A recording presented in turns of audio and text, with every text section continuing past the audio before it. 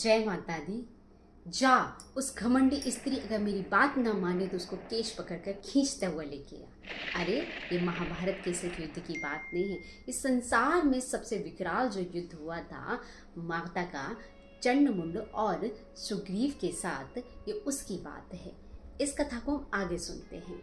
जब सुग्रीव अपने शुंभ निशुंभ की बात मानकर उस देवी के पास जाता है, यानी कौशिकी के पास जाता है और कौशिकी से कहता है कि मेरे स्वामी के पास संपूर्ण रत्न हैं लेकिन एक स्त्री रत्न की कमी है, तो आप मेरे स्वामी का साथ चलिए और उनके साथ विचरण के लिए उनके साथ रहने लगिए।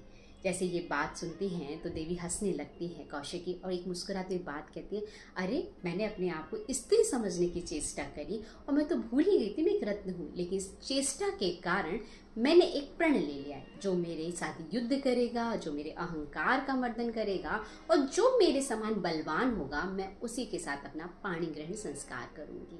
ये बात जैसे सुग्रीव सुनता है तो कहता है, ए घमंडी स्त्री, तू अपने आप को क्या समझती है? मेरे साथ चलती है कि नहीं चलती? नहीं तो मैं तुझे केश पकड़ कर ले जाता हूँ। माँ मुस्कुराते हुए कहती है कि ये मेरी प्रतिज्ञा अपने स्वामी से कह दो, अगर उनको मैं चाहिए तो मेरे साथ युद्ध करें।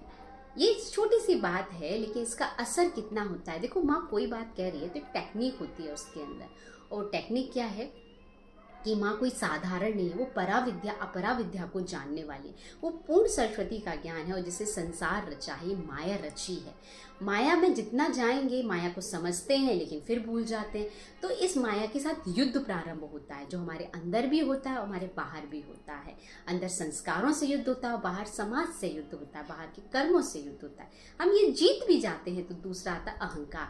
हमें उस ज्ञान का, उस माया का अहंकार हो जाता है, क्योंकि माया का अहंकार तो सबके अंदर विद्यमान हो ही जाता है। जब नारद मुनि को हो गया और जब अहंकार हो जाता है तो माता के समान बलवान बनने, माता को अपना बनाने का प्रभाव तो मानो छूट ही जाता है।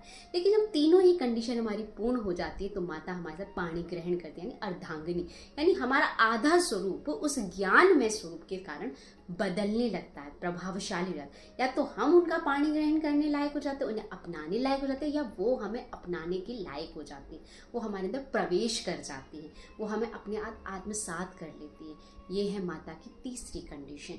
इसलिए दुर्गा सप्तशती जब पाठ करें तो ये भान रखें कि हम ज्ञान का अवलोकन करके उन्हें अपने अंदर धारण कर रहे हैं, और ये बात बहुत सहज रूप से धारण होनी चाहिए। आगे क्या होता है जानेंगे अगली कथा में। तब तक के लिए जय माता दी।